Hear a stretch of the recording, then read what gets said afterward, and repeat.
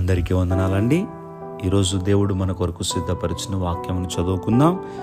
కీర్తనల గ్రంథము 91వ అధ్యాయం 10వ వచనం. ఏ తెగులును నీ గుడారమును సమీపించదు.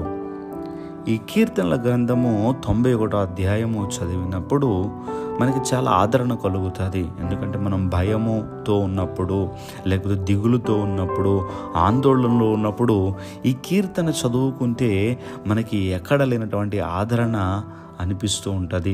ఎందుకంటే దేవుడు తన భక్తులను ఏ రీతిగా కాపాడతారో ఈ కీర్తనలో మనకి స్పష్టంగా కనిపిస్తూ ఉంది. కనుక ప్రియ దేవుని బిడ్డలారా, ఈ యొక్క అధ్యాయము చాలా ప్రత్యేకంగా మనకు చూస్తూ ఉంటుంటాం. చాలామంది ఈ అధ్యాయాన్ని చదువుతూ ఉంటారు కూడా. అయితే 10వ వచనంలోకి వచ్చేసరికి ఏ తెగులును అనే మాటను మనం చూస్తూ ఉన్నాం.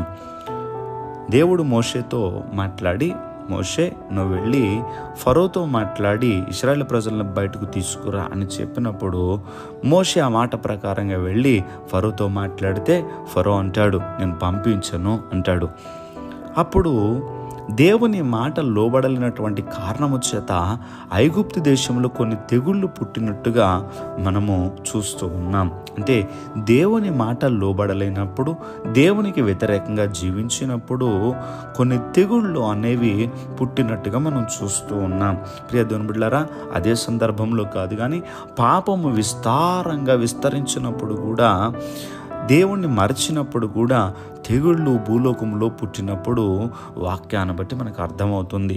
అంతేకాదు ప్రకటన గ్రంథం చదివినప్పుడు కూడా కడవరి దినాల్లో కూడా కొన్ని తెగుళ్ళు ఈ భూమి మీదకు వస్తాయని వ్రాయబడి ఉన్నది. అయితే దేవుని పిల్లలైనటువంటి వారికి దేవుడు అంటున్నాడు, ఏ తెగులునో నీ గుడారము సమీపించదు అని ప్రభు మనతో మాట్లాడుతున్నారు.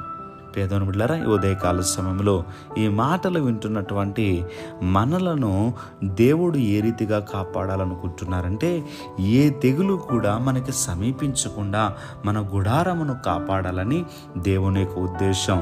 కనుక దేవుని మాటకు లోబడుతూ ఆయనకి విధేయత మనం చూపిస్తూ ఆయనకి ఇష్టమైనటువంటి బిడ్డలుగా మనము జీవిద్దాం. దేవుడు ఈ మాటలు మన వినికిడిలో దీవించునుగాక. దయచేసి ప్రార్థన చేసుకుందాం.